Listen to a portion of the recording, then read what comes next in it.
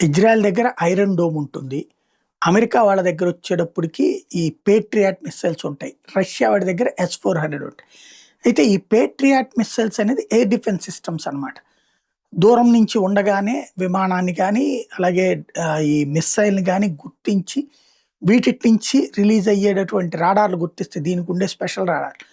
దీని నుంచి విడుదలయ్యేటటువంటి ఏదైతే మిస్సైల్ ఎళ్లి దాన్ని ఢీకొంటుంటుంది. ఇప్పుడు ఇట్లాంటి ఉక్రెయిన్‌కి ఇచ్చింది. ఉక్రెయిన్ చాలా వరకు నష్టపోయింది రష్యా చేతుల్లో.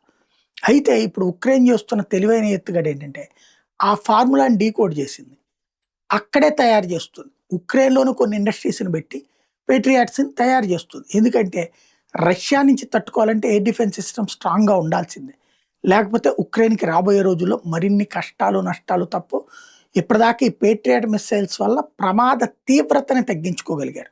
ఎప్పుడైతే అట్నుంచి యుద్ధ విమానాలు, మిస్సైల్‌లు వస్తున్నప్పుడు ఈ మిస్సైల్ వెళ్ళడమే గాదు, అలర్ట్ వచ్చేస్తది. ఆ అలర్ట్‌తో ప్రజలందరిని అలర్ట్ చేయడం వలన పోలీసులు వాళ్ళు అక్కడ ఉన్నటువంటి పబ్లిక్‌ని అందరిని బంకర్‌లో దాచేస్తున్నారు. అలాంటి పరిస్థితికి కారణమైందైతే ఈ వ్యవస్థ అన్నమాట.